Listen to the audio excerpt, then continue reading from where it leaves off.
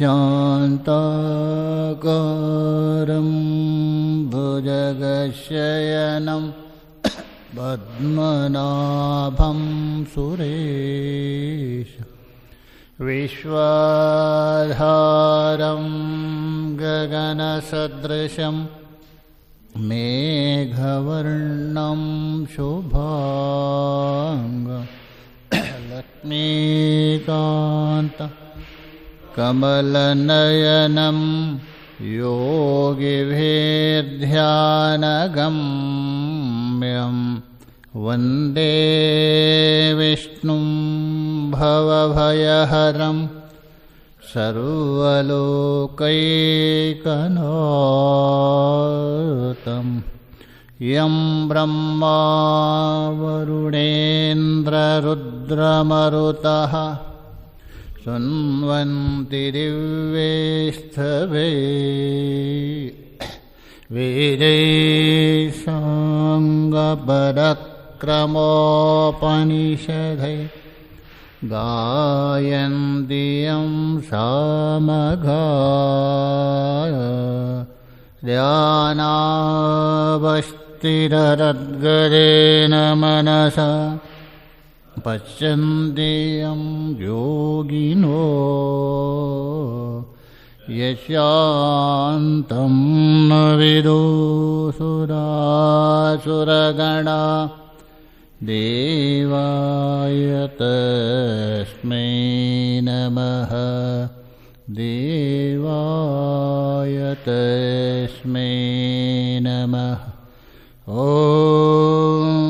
शान्ति शान्ति।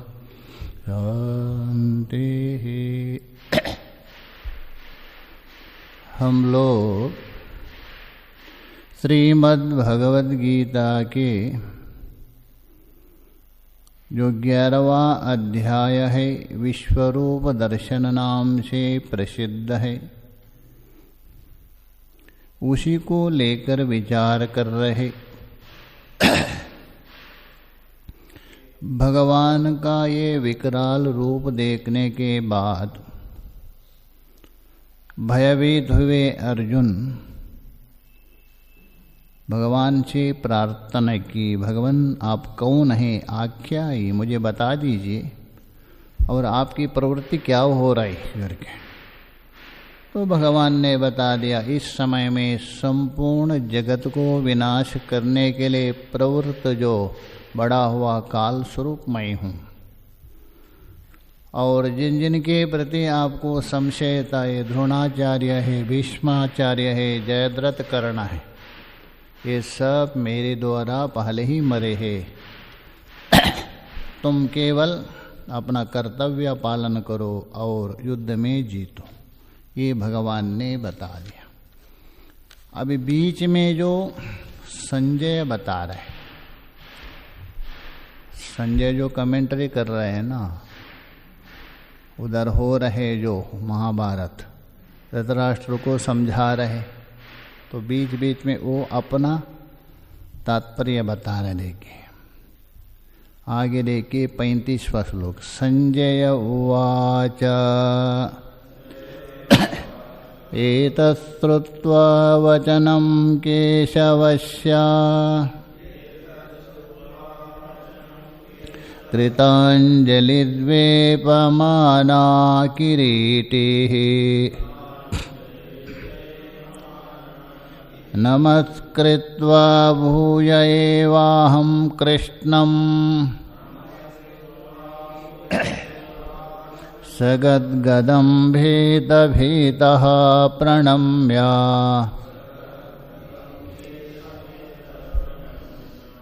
एतत् श्रुत्वा वचनम। एतत् बोल दो ऊपर में जो बताया हुआ जो वचन है, किसका? भगवान का वचन। ये जो वचनों को सुन करके किसने सुना? अर्जुन ने। किसका वचन? केशवस्य। भगवान जो केशव है उसका वचन सुनकर अर्जुन केशव कहते हैं को ब्रह्मा, कश्च ईशश्च इति केशव। कम ब्रह्मा खम ब्रह्म छांदोग्य में गया है, इसलिए को ब्रह्म। ईशा शब्द का अर्थ लेना रुद्र। तौ आत्मनि स्वरूपे वयति प्रलये, वह बोल तो वयति नयति संहरति, एकाक्षरी कोश, कभी प्रलय काल में, अर्थात प्रलय काल में सृष्टिकर्ता ब्रह्मा और जो रुद्र है उन सबको अपने अंदर समेट लेता है, इसलिए उसका नाम है केशव। और इसलिए भी वहाँ बता दिया, अथवा केशी नाम का एक राक्षस को संहार किया था, तभी वहाँ बता दिया यस्मात् त्वया हता केशी तस्माच्छसनं शृणु केशवो नाम नाम्नत्वं ख्यातो लोके भविष्यसि।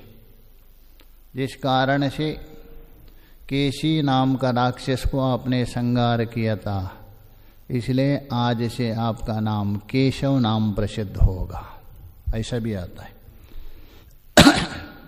तो इसलिए है केशवस्य। उस केशव का वचन सुन करके कृतांजलि, संपुटित अंजलि, हाथ जोड़ करके, बिल्कुल हाथ भी जोड़ दिया, और कैसा वेपमाना, कांप रहे बिल्कुल, थर थर थर थर करके। कौन? किरीटी, अर्जुन का एक नाम है किरीटी, 10 प्रसिद्ध नाम में अर्जुन। नमस्कृत्वा, नमस्कार भी करके, भूय एवाहा, फिर बता दिया। यद्यपि पहले तो बता दिया था, किंतु पुनः बता रहे। आह, कृष्णम, कृष्ण के प्रति पुनः बता रहे। सगदगदम, गदगद होकर, अत्यंत जो गदगद हो गया, अश्रुपूर्ण है उससे, और भीत भीतः, अत्यंत भयभीत होकर, प्रणम्य, प्रणाम करते हुए केशव के प्रति ये बता दिया। आगे के श्लोक में बताएंगे, भाष्य में देखिए। एतत् श्रुत्वा वचनम केशवस्य, केशवस्य एतत् बोल तो पूर्वोक्तम वचनम श्रुत्वा, भाष्यकार बता रहे पूर्वोक्तम, पूर्व बोल तो अभी भी बताया ना ये वचन। कृतांजलि सन, कृतांजलि बोल तो हाथ जोड़ करके, वेपमानः, कंपमानः, अर्थात थर थर कांपते हुए। कौन? किरीटी, किरीट है, किरीटी जिसका नाम है, ऐसा अर्जुन किरीट धारे। किरीट तो सभी धारण करते, किंतु अर्जुन ने विशेष किरीट स्वर्गलोक में मिला था, इसलिए उसका किरीटी नाम पड़ा। नमस्कृत्वा भूयः पुनः एव आह उक्तवान कृष्णम, पुनः श्री कृष्ण के प्रति आगे के वचन बता रहे। कैसा? सगदगदम, गदगद होकर, अर्थात वाणी में रुकावट, कंपन होते हुए गदगद शब्दों से बता रहे। भाष्यकार उसी को स्पष्ट कर रहे, गदगद किसको कहते करके। भयाविष्टस्य दुःखाभिघातात्, दुःखाभिघातात् भयाविष्टस्य, जब अत्यधिक दुख प्राप्त होता है, छोटा मोटा नहीं, भयंकर दुख प्राप्त हो जाता है, उस दुख प्राप्त होने के कारण उस व्यक्ति के अंदर भयभीत होता है, वो अंतःकरण में एक भय उत्पन्न होता, भयंकर। ऐसा जो पुरुष स्नेहाविषेक, आगे अन्वय, अश्रुपूर्ण नेत्रत्व, तभी उसके आंख में आंसू आते। दूसरा है स्नेहाविष्टस्य हर्षोद्भवात्, अत्यंत हर्ष से उत्पत्ति के कारण, जहाँ कोई आप स्नेहयुक्त हो जाते हैं, अत्यंत हर्षित हो जाते हैं, तभी भी नेत्र उत्पन्न होते। दोनों, अत्यंत दुख अथवा अत्यंत हर्षित स्नेहयुक्त होते हैं, तभी भी दो अधिकार है। सति श्लेष्माणाम कंठावरोधः, उस अवस्था में जो श्लेष्म मतलब शरीर के अंदर कफ है वो एकत्रित होता गले में।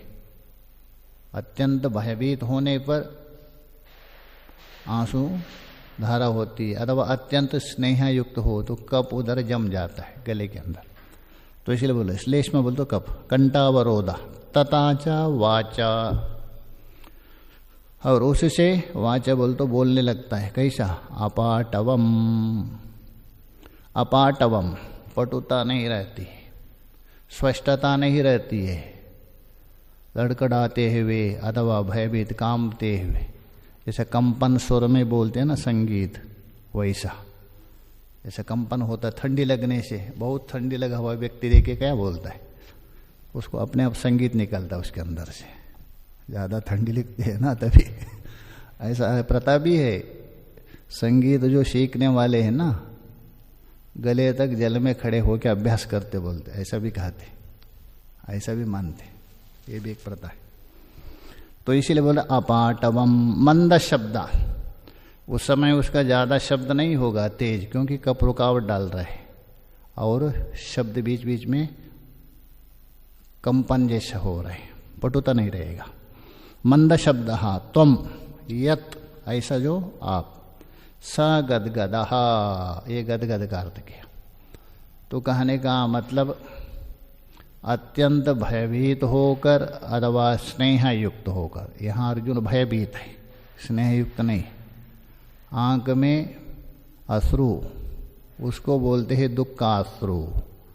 आनंद से जो मिलते हो आनंद अश्रु कहते, दोनों में अंतर है।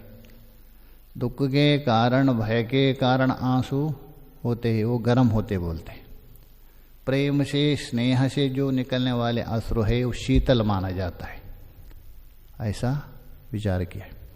तो इसलिए अर्जुन यहाँ भयभीत हुए और कंठ में शब्द रुकावट हो रहे, ऐसा धीरे धीरे शब्द से बोलने वाला अर्जुन स गदगदा, उसी का नाम है गदगद। तेन सह वर्तते इति स गदगद, इसी का नाम है गदगद। ऐसा जो गदगद वचन के साथ जो बोल रहे रहता है उसको बोलते स गदगदा। तेन सह वर्तते इति स गदगदम वचनम आहा। ये जो गदगद है अपटुत्वा है और मंद है, रोते रोते शब्द बोल रहे, ये है गदगद। वचन क्रिय विशेषणम एतत्, ये जो गदगद है ये विशेषण है, एडजेक्टिव है। किसका? वचन का, शब्द का विशेषण है, शरीर का नहीं। जो अर्जुन बोल रहे वचन, उसका विशेषण है। कैसा वचन बोल रहे हैं? गदगद वचन। एतत् भीत भीता, भीता भीता 2 बार बोल रहे हैं, पुनः पुनः, बारंबार, 2 बार नहीं, बारंबार। पुनः पुनः भयाविष्ट चेतः सन, कभी कभी आप एक क्षण के लिए भयभीत होते, कोई भी हंसती है पिया, हाथी भी डर जाता है। हाथी चल रहा है, एक कुत्ता वॉक करके क्षण भर के लिए हाथी भी डरता है, वो तो क्षण भर के लिए। आप भी जा रहे किसी चिंतन में, पीछे छाके भाव किया, डरेंगे क्या? नहीं डरते हैं, किंतु क्षण भर के लिए, सदा के लिए नहीं। किंतु यहाँ बार बार डर रहे हो। पुनः पुनः भयाविष्ट चेता सन प्रणम्य प्रवीभूत्वाह, प्रणम्य का अर्थ कर रहे प्रवीभूत्वा, अत्यंत विनम्र भाव से, बिल्कुल एकदम शिथिल होकर, आहा इति व्यवहितेन संबंध, अत्यंत विनम्र भाव से विह्वल चित्त होकर उसे कहा दिया प्रणाम करके। ये व्यवहितेन संबंध, यद्यपि बीच में अन्य शब्द भी है किंतु अन्वय वहाँ कर दीजिए। हाँ, ये बीच में संजय क्यों बोले? अर्जुन और भगवान का संभाषण चल रहा है, अर्जुन और भगवान का। यहाँ अर्जुन को बोलना था, संजय क्यों बोले? तो संजय का अभिप्राय बता रहे हैं भगवान भाष्यकार जी। संजय का भाव ये था, धृतराष्ट्र को सुनाने का। तो ये क्या है बता रहे, अत्र अवसरे, ये जो भगवान ने जो सुनाया इस अवसर में, संजय वचनम साभिप्रायम, संजय का जो वचन है ये 35वें श्लोक में, ये गूढ़ अभिप्राय से युक्त है। इसमें रहस्य है वो बोल रहे, नहीं तो धृतराष्ट्र को नहीं सुनाएंगे ये बीच में। वो क्या अभिप्राय है बता रहे, कथम कथम केन प्रकारेण, अर्थात संजय जो बता रहे वो जो केन प्रकारेण कथम कैसा गुणाभिप्राय है तो स्पष्ट कर रहे। द्रोणादिषु अर्जुनेन निहतेषु अजयेषु चतुर्षु, अभी बता दिया था, भीष्माचार्य है, द्रोणाचार्य है, जयद्रथ है, कर्ण है, चारों को नाम गिनाया था। उनको मैंने पहले ही मारा हूँ, ये तो प्रधान थे चार। क्यों है भगवान भाष्यकार जी ने पीछे बता दिया था। भीष्म तो इच्छा मृत्यु, द्रोणाचार्य तो गुरु है, ब्रह्मास्त्रास्त्र से सुसज्जित है, कर्ण के पास शक्त्यास्त्र है और दिव्यास्त्र भी है, जयद्रथ का तो पिता तपस्या कर रहा है। ये चार निराश्रयो, ये चारों को यदि अर्जुनेन निहतेषु, अर्जुन के द्वारा निहत बोल तो मारने पर, दुर्योधन क्या होगा निराश्रय होगा, उनके पक्ष में और कोई नहीं रहेंगे योद्धा ऐसा। ये चार ही प्रधान थे मुख्य रूप से। तो निराश्रयेषु दुर्योधनो निहता एवः इति, अर्थात दुर्योधन भी एक प्रकार के है मरा हुआ जैसा होगा, क्योंकि चार मरने के बाद उसके पास कोई ताकत नहीं रहेगी, इसलिए मरा जैसा रहेगा। इति मत्वा, ऐसा मान करके, धृतराष्ट्रो जयम प्रति निराशसन, इसे जो उनके मन में विजय, धृतराष्ट्र के मन में ये अभिप्राय था, क्योंकि दुर्योधन के पक्ष में एक से एक बड़े बड़े योद्धा है, भीष्म है, द्रोणाचार्य है, कर्ण है, इसलिए अवश्य जीत जाएंगे, ये भावना उनके अंदर। अब ये चार मरने के बाद क्या होगा निराश हो जाएंगे वो। तो ये बोल रहे हैं मत्वा धृतराष्ट्रो जयम प्रति निराशसन संधिम करिष्यति, अर्थात अभी संधि करने में प्रवृत्त होगा और कहेंगे जाओ संजय बोलो, तुरंत जाके युद्ध रुकवाओ, अभी युद्ध नहीं हो गए, संधि कर सकता है। तथा शांतिम उभयेषां भविष्यति, तभी दोनों पक्ष में शांति हो सकती है। ये भाव था किनका संजय का, इसलिए संजय बीच में बोल रहे। किंतु भावी जो होना है बलवान है, जो भावी जो है यद्भावी तद्भावी, तो इतना बलवान होने पर भी संजय का जो वचन है सुना नहीं। भगवान ने जो बताया था मैंने इनको मारा है तुम विजय प्राप्त करो, सुना ही नहीं वचन। तदपि न अश्रोषित धृतराष्ट्रो भवितव्य वशाद, हेतु दे रहे जो भावी जो होना है ये बलवान होने के कारण भगवान का ये जो वचन है मया हता त्वम जही करके, इन चारों को भी मैंने मारा हूँ, ये मरे हैं, तो उनके ऊपर आप विजय प्राप्त करो, आपका विजय निश्चय है। ये जो भगवान ने बताया था ये वचन धृतराष्ट्र नहीं सुने। ठीक से यदि सुना हो तो तुरंत युद्ध बंद करवाता, नहीं सुना। क्यों? हेतु दे रहे भवितव्य वशात, जो भावी प्रबल होने से। ये है संजय का अभिप्राय। तो इस प्रकार संजय के वचन के बाद अर्जुन पुनः बोल रहे, देखिए अर्जुन उवाच स्थाने ऋषिकेश तव प्रकृत्या जगत् प्रहिष्यत्यनुरज्यते च रक्षांसि भीतानि दिशो द्रवन्ते सर्वे नमस्यन्ति च सिद्धसङ्गः। स्थाने, स्थाने का मतलब है यह योग्य है, उचित है, ये बिल्कुल उचित ही है, जो आपने कहा दिया ये बिल्कुल उचित है। स्थाने का मतलब है हाँ योग्य उचितम। अथवा ये स्थाने शब्द है विषय का विशेषण है। विषय का विशेषण होने से भगवान हर्षादि का विषय है। भगवान कैसा है? हर्षादि का विषय। विषय को विशेषण कर रहे हैं। तो इसलिए भगवान हर्ष का विषय है, क्योंकि हर्ष का विषय केवल भगवान ही हो सकता है, दूसरा नहीं। भाष्यकार जी अर्थ करेंगे भी। तो स्थान ही बोल तो यथा योग्य, यह योग्य है। क्या योग्य है? जो आपने बताया था। ऋषिकेश, ऋषिकाणाम एषा इंद्रियाणाम स्वामी अंतर्यामी, इसलिए ऋषिकेश।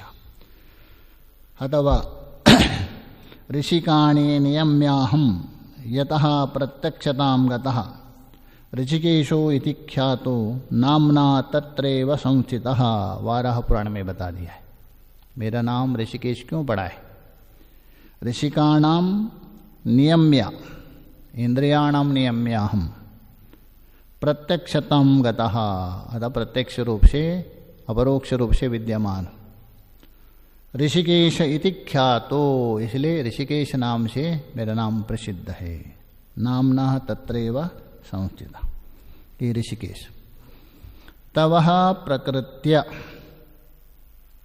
तवा बोल तो आपके नाम रूपादि प्रभाव का जो कीर्तन कर रहे सभी लोग, आपका ही नाम कीर्तन कर रहे, आपका ही गुणगान कर रहे, आपकी स्तुति कर रहे, ये क्या है? स्थाने, अतः यथा योग्य है।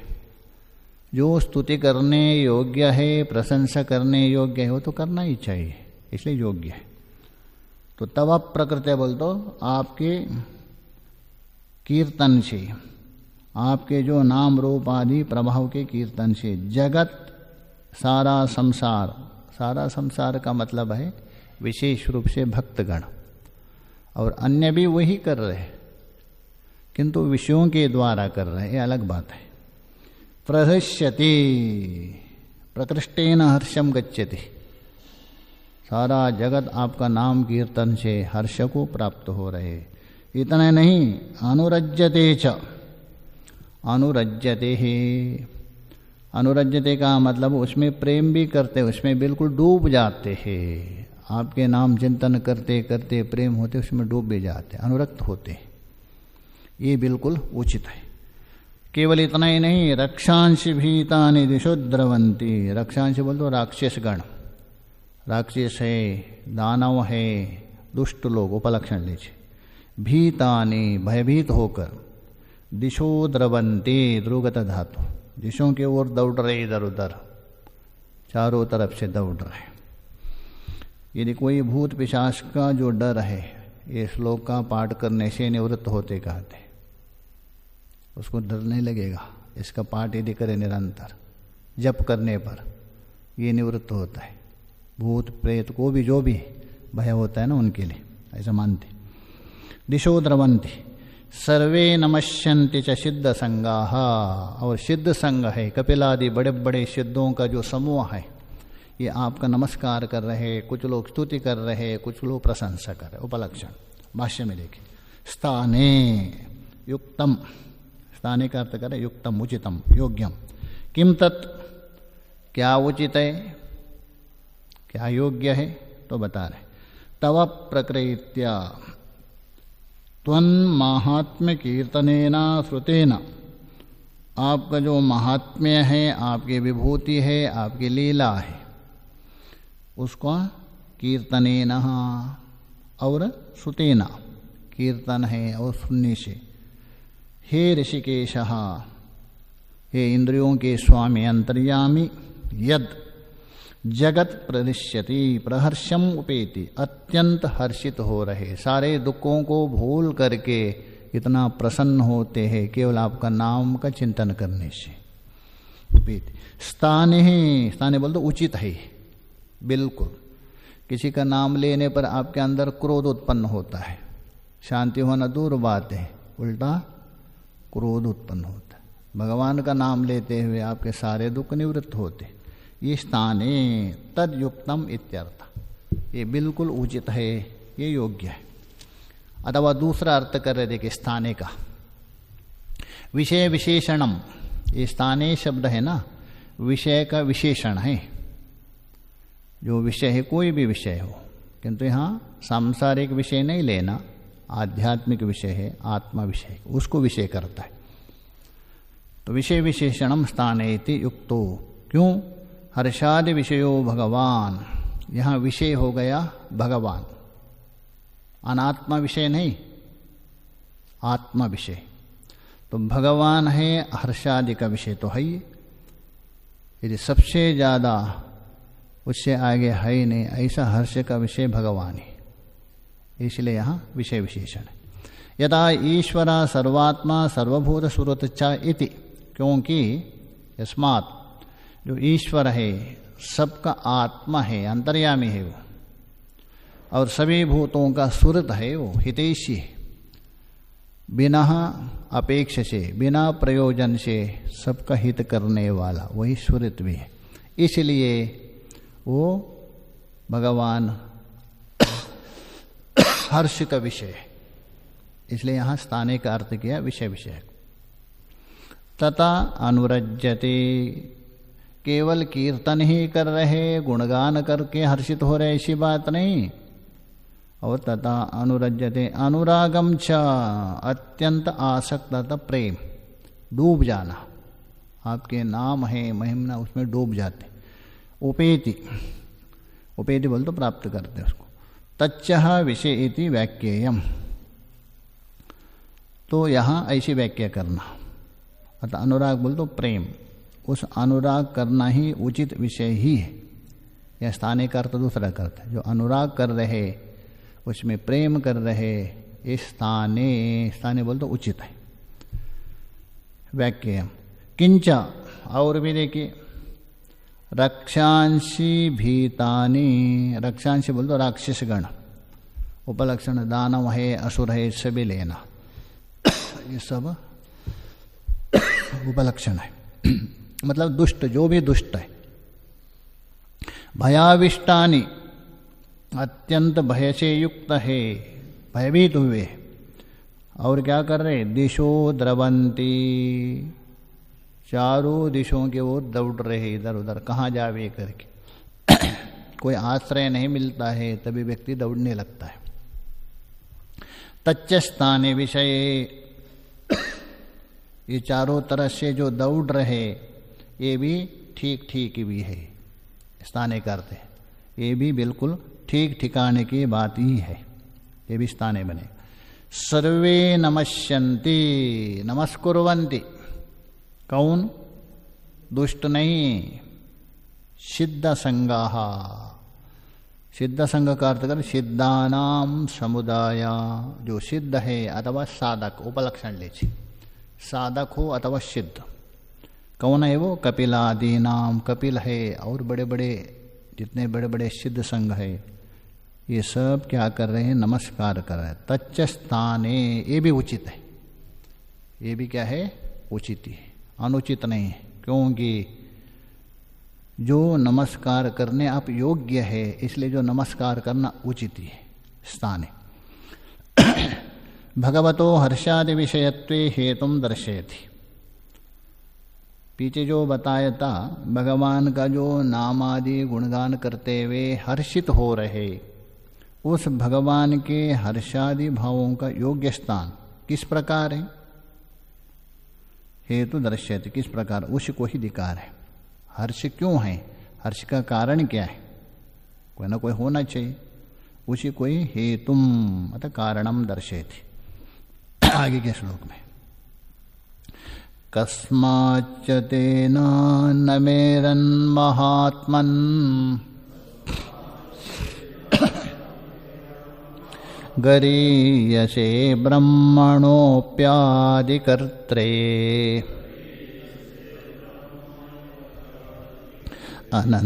अनन्तदेवेश जगन्निवास त्वमक्षरं सदसत्तत्परं यत् कस्माच्च ते नानमेरन्, ते कस्मात् नानमेरन्, ते मतलब आपको, तुझे, कस्मात् कैसे प्रणाम ना करे, अर्थात अवश्य प्रणाम करे। कोई भी हो आपको कैसा ना प्रणाम करे, मतलब अवश्यम भावी प्रणाम करेंगे, क्योंकि ऐसा गुण है देखते अपने आप प्रणाम करेंगे। ये प्रश्नवाचक से आक्षेप से पूछ रहे। कस्मान्न तेन मेरन, हे महात्मन संबोधन है, आप तो महात्मन हैं। भगवान को यहाँ महात्मन प्रयोग कर रहे। अक्षुद्र बुद्धि, महात्मन का मतलब जो क्षुद्र बुद्धि, परिचिन्न बुद्धि से रहित, वही महात्मान। महान, व्यापक, अपरिचिन्न आत्मस्वरूप में जो स्थित है वही महात्मा है। इसलिए हे महात्मन, गरीयसे ब्रह्मणो अपि आदिकर्त्रे, आदिकर्त्रे ब्रह्मणो अपि गरीयसे। आदिकर्त्रे मतलब जो हिरण्यगर्भ है, कार्य ब्रह्म है, उसके द्वारा सृष्टि हुई है, तो उस सृष्टि करने वाला ब्रह्म से भी आप गरीयसे श्रेष्ठ हो, क्योंकि उसका भी आप पिता हो। ब्रह्म तो आपके नाभिका मन में उत्पन्न हो गया, उसके बाद सृष्टि किया है, इसलिए गरीयसे, गरीयसे बोल तो श्रेष्ठ है आप। हे अनंतः, आपका कोई अंत नहीं है, समाप्ति नहीं है। देवेशः, इंद्रादि समस्त देवताओं का ईश है। जगन्निवासः, हे जगन्निवास, संपूर्ण जगत में अधिष्ठान रूप से निवास करने वाले हे जगन्निवास। तुम अक्षरम, आप तो अक्षर है, निर्गुण निराकार भी है। और सत असत तत्परम यत, यत बोल तो जो, सत और असत से परे है।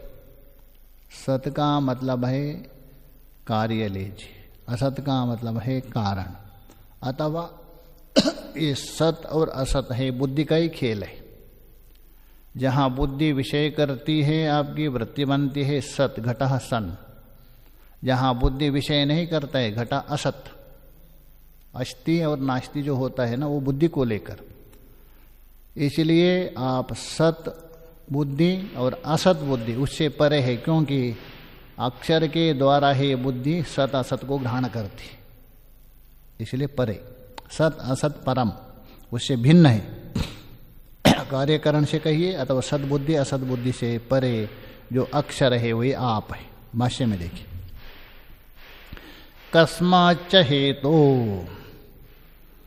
कस्माच्च हेतु बोल तो किस कारण से, ते तुभ्यम तुझे, आपको, नानमेरन अर्थात कैसे किस कारण से आपको प्रणाम ना करे। प्रणाम ना करने के लिए कोई ना कोई कारण होना चाहिए, कोई भी कारण नहीं, इसका मतलब अवश्यम भावे प्रणाम करे। ना नमस्कुर्यु, ऐसा नमस्कार ना करे ऐसा संभव नहीं। हे महात्मन, आप तो महात्मा है, अपरिचिन्न तत्व है, देश काल वस्तु से। गरीय से, गुरुतराया, गरीय से का अर्थ करें गुरुतराया, इतना गुरुतर है, इतना बड़ा है, सबसे बड़ा है। गुरु, गुरुतर, गुरु बोल तो भारी, गुरुतर है, सबसे बड़ा है, उससे बड़ा कोई है ही नहीं। ये तो हो, ये तो बोल दो यस्मात् कारणात्। ब्रह्मणो बोल तो हिरण्यगर्भश्यापि, सृष्टिकर्ता जो हिरण्यगर्भ है, कार्य ब्रह्म है, उससे भी आदिकर्ता, उसका भी अब कारण है। यन्नाभि सिंधुर्वह कांचनलोपे गर्भ, ध्रुव जी स्तुति कर रहे, जिसके नाभि कमल में उत्पन्न हुए हैं ब्रह्मा जी, उसके बाद सृष्टि की है, इसलिए उसका भी तुम आदिकर्ता है, ब्रह्म का भी। तो इसलिए बोले हिरण्यगर्भस्यापि आदिकर्ता कारणम, मूल है। अतः अस्मात् कारणं, अतः तस्मात् आदिकर्त्रे, इसलिए आप आदिकर्ता है उस कारण से। कथम ये तेना नमस्कुर्यो, ये जितने भी बड़े ऋषिगण हैं, सिद्धगण हैं, और भी क्यों नमस्कार नहीं करेंगे? आप सबका मूल है, तो क्यों नहीं नमस्कार करें? अवश्य करें। अतो हर्षादीनां नमस्कारस्य च स्थानं तम अर्रो विषय इत्यर्थः, पीछे के साथ संबंध जोड़ रहा है। अतो बोल दो अस्मात् कारणात्, हर्षादीनां, पीछे बताया था ना 36वें में, जो हर्ष है उसका कारण आप है। और उचित बताया था बीच में। हर्षादि नाम, हर्ष है, अनुरक्ति आदि सब लेना। पीछे बताया वो जो हर्षादि है और नमस्कार के योग्य पात्र। हर्ष का भी कारण आप है, प्रसन्नता का भी, और नमस्कार का भी कारण आप है। तो इसलिए बोल रहे नमस्कारस्य स्थानम। स्थानम बोल तो योग्य है, प्रसन्न होने में भी योग्य है, नमस्कार करने में भी उचित है। तो हम अर्हो वही स्थाने का अर्थ कर रहे, अर्ह योग्य विषय इत्यर्थ। हे अनंत, अनंत बोल तो आपका कोई अंत नहीं है, क्योंकि जिसका आदि हो उसका ही अंत होगा। आप आदि अंत से रहित है, अनंत है। देवेशा, देवताओं का भी ईश्वर है, क्योंकि अंतर्यामी होने से। जगन्निवासः, अधिष्ठान होने के कारण सभी जगत में निवास कर रहे अथवा जगत में निवास कर रहे, दोनों लेना। तुम केन रूपेण, अस्ति भाति प्रिय रूपेण, वो लेना। तुम अक्षरम, अक्षरम बोल तो अविनाशी। अरस्वम अदीर्घम, वो बताया था। अरस्व है, अदीर्घ है, अस्थूलम अनणु, बृहदारण्यक में अक्षर ब्राह्मण में बताया था। अथवा 15वें अध्याय में उत्तम पुरुषस्त्वन्य बताया था वो। अथवा 8वें अध्याय में किम तद ब्रह्म प्रश्न किया था, अक्षरम परम ब्रह्म बताया था, वो लेना।